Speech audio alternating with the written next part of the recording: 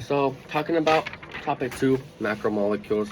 The first topic is monomers and polymers, as their relationship is kind of essential for life, as it allows formal like construction shape and basic just overall function as we kind of need them in our everyday lives.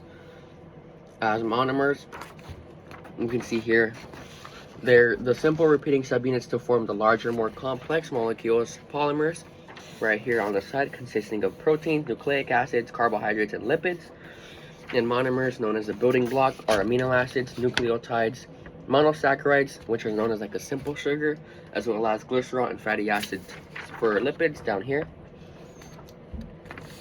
First, proteins and amino acids, they act as enzymes to catalyze reactions, and they provide structural support, including transporting molecules. Nucleic acids and nucleotides, they store and transfer genetic information like RNA and DNA, which DNA for nucleic acids and RNA for nucleotides. Moving on to carbohydrates and monosaccharides, like a simple sugar. They store and transfer like this genetic information. They provide the short-term energy, and then they form cellular components like cellulose. And then last but not least is lipids and fatty acids, as they store long-term energy and form structures of like all cell membranes. Moving on to carbohydrates.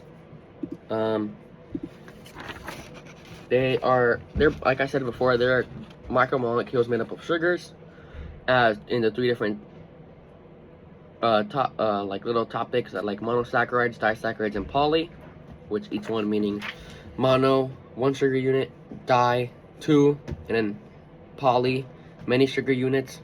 So that's kind of like how I learned it. As we can see here, monosaccharides are the building blocks and their simplest form of carbohydrates, as they usually contain 3 to 7 carbon atoms and are a primary energy source, which is glucose down here, which is kind of the main one, including fructose and ribose are also pretty main, as they're also a main fuel source for cellular respiration. And disaccharides are the paired sugars, and they are formed when 2 monosaccharides are joined together, as these disaccharides provide enough energy once they are broken down into monosaccharides by enzymes. And then last but not least are polysaccharides, which are the complex chains, polymers as well. They are large polymers of carbohydrates composed of many monosaccharide units joined by a glycosidic bond, which also is like an energy storage.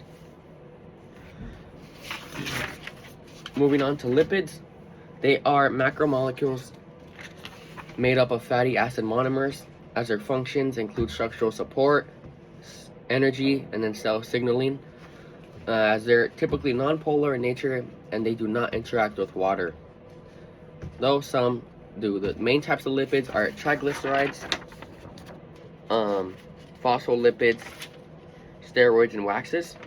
As we can see here, little images, triglycerides are used for energy storage, phospholipids form cell membranes, steroids are ring-structured hormones and membrane components like cholesterol, and waxes provide water-repellent coatings. Triglycerides are the primary form of stored fat. Phospholipids are the main component of cell membranes, where they form like a lipid bilayer.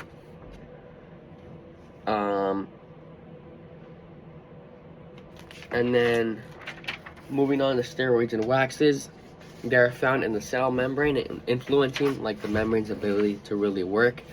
Steroids are really characterized by 4 fused carbon rings, as we can see here on the right, and then waxes are providing a water repellent coating on surfaces of some plants and animals, made up of long fatty acid chains like here, turning into longer chains, as in going back to steroids, acting as hormones within the body. Moving on to protein structures. To protein structure and folding. Really they're composed of 4 different structures, beginning with primary, we can kind of see primary, secondary, tertiary, and quaternary, where primary structure is the unique linear sequence of amino acids in the polypeptide chain, like right here as their sequence. It's just a long chain of amino acids. These little circles, all amino acids, is that long chain. In the secondary structure, that chain of amino acids then begins to fold into shapes, primary through hydrogen bonds, where we can see like the shape differential right here. Not quite the same anymore as it has moved on. Moving on to tertiary, where the three-dimensional folding is patterned, where the entire polypeptide chain folds into a complex three-dimensional shape, stabilized by interactions like hydrogen bonds, ionic bonds, and really those hydrophilic interactions. And then last but not least down here is a quaternary structure, as these proteins consist of multiple folded polypeptide chains that come together to form the main protein complex. As in back here, we kind of get a closer look of amino acids, as they're the building blocks. The proteins are the polymers of amino acids, which are smaller subunits, as peptide bond amino acids are linked together by peptide bonds to form a polypeptide chain. As there are 20 different types of amino acids, as a specific sequence of these amino acids determines the protein's final structure and function. As we can see down here, it's kind of like that process, getting like a closer look over here. As protein folding, which is like the final 3D shape, which is crucial for its function and also determined by amino acid sequence. As some proteins can also fold on their own, as it says up here, while others do require that assistance. As these different protein functions, as you can see here, has different types of catalyzed reactions include enzymes that speed up that process within the body. And then these are the rest right here. And then last but not least are nucleic acids, DNA, RNA, and ATP. As DNA carries a genetic blueprint, and RNA is also involved in protein synthesis and regulation. As DNA and RNA, we can see down here, DNA is a double-stranded helix, as RNA is a single-stranded helix. As in the difference from RNA and DNA, as RNA contains a sugar ribose instead of deoxyribose, and the base uracil instead of thymine.